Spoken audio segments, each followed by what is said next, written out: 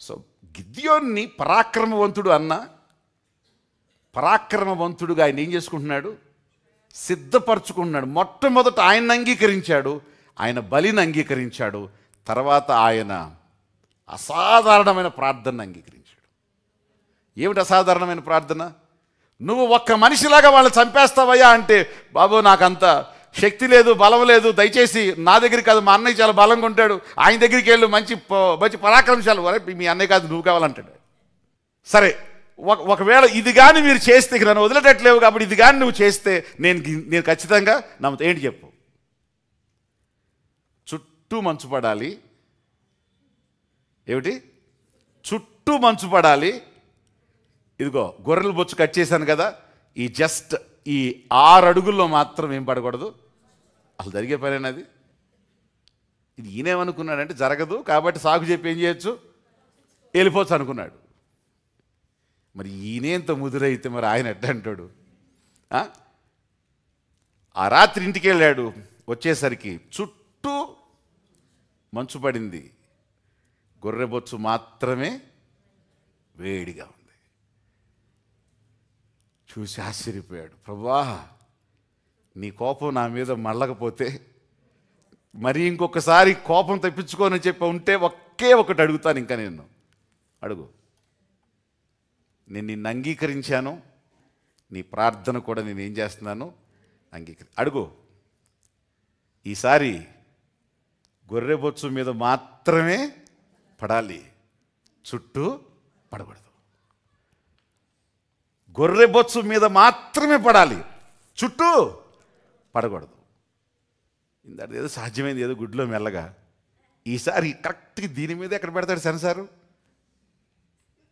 దేవుడు సెట్ చేస్తే మిల్లీమీటర్తో సహా ఆయన సెట్ చేస్తాడు. ఆయన దేవుడికి స్తోత్రం. లెక్కలు ఆయనకి చెప్పాలా? మార్నింగ్ వచ్చి మనోడు చూసుకుంటే గొర్రె బొచ్చు అంత ఫుల్ అయిపోయినా పక్క కూడా రావట్లేదంట నీళ్ళు. మళ్ళీ ఆ గొర్రె బొచ్చు అంతటిని ఏం చేశాడంట? ఆ నీళ్లు పిండాడంట. అప్పుడు అర్థమైంది, ఎస్, ఇంతటి మహాద్భుతమే నువ్వు నా కోసం చేస్తే వాళ్ళ గురించి చేయవా? ఏం చేయాలి చెప్పు. అప్పుడు బూర ఊదాడంట. అప్పుడు వరకు శబ్దమే లేదు. ఆడి చెవులు ఈడి చెవులోడు మాట్లాడుకోవడం, బూర ఊదినోడు ఎవ్వడు. ఎస్, దేవుడు నీకు తోడుగా ఉంటే నీ శబ్దాలు బయటకు వస్తాయి, నీ మాటలు బయటకు వస్తాయి, నిన్ను గూర్చి ప్రకటన బయటికి. వాళ్ళు బోర వినేసరికి ఎవడాడు బోర ఊదింది? ఎవడంటావేంటి? నేనే. ఎవడాడు? గిద్యోను. గిద్యోనా గిద్యోనా గిద్యోనా గిద్యోనా ఎక్కడి దాకా వెళ్ళిపోయింది అది? మొత్తం సైన్యంలో అందరూ కూడా బోర శబ్దం విని గిద్యోనంట గిద్యోనంట గిద్యోనంట గిద్యోనంట గిద్యోనంట. సరే, రాత్రి చెప్పాడు దేవుడు, నీకు ఇంకా భయం వేస్తే ఈరోజు రాత్రికి ఒక్కసారి నువ్వు ఆ సైనికులు ఎక్కడైతే ఉండి రేపు యుద్ధం చేద్దాం అనుకుంటున్నారో ఒక్కసారి లోనికి వెళ్ళిరా అన్నాడు. ఇద్దరు మారు వేషంలో మెల్లగా వెళ్ళి ఒక గుడారం తీసి చూస్తే గబక్కున ఒకటి తుల్లిపడి లేచాడంట.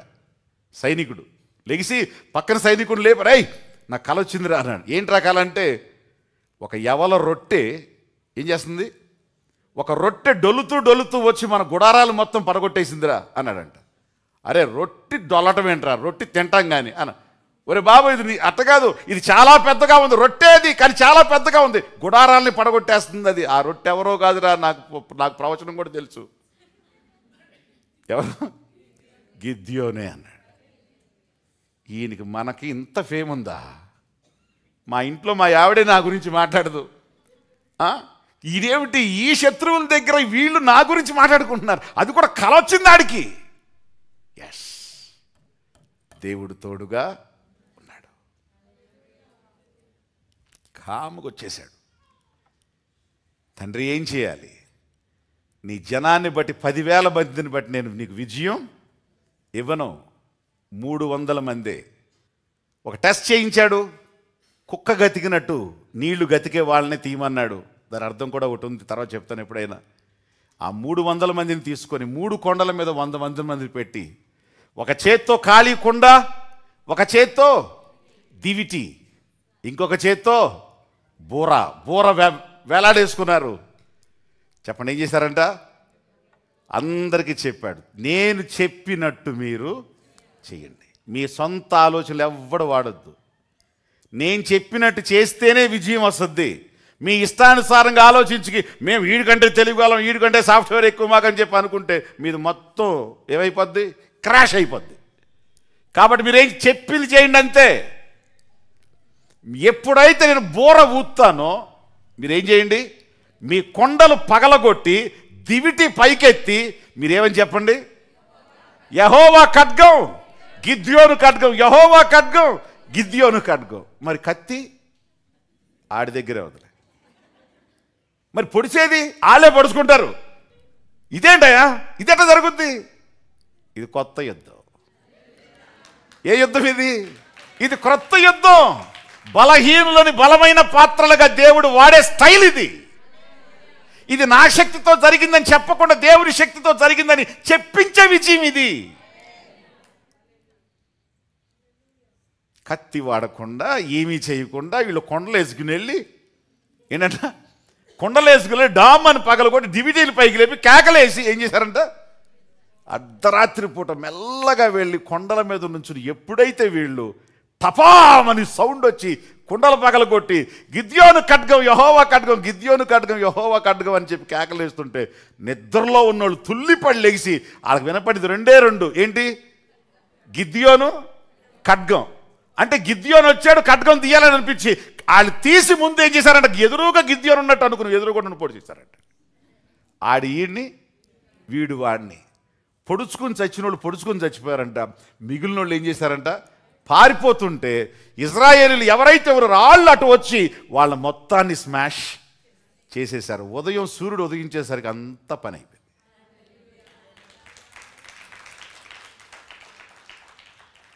7 సంవత్సరాల కన్నీళ్ళు, 7 సంవత్సరాల భయం, 7 సంవత్సరాల లాస్, 7 సంవత్సరాల దుఃఖం ఒక్క రాత్రితో కథం. I prophesy and I bless in the name of Jesus.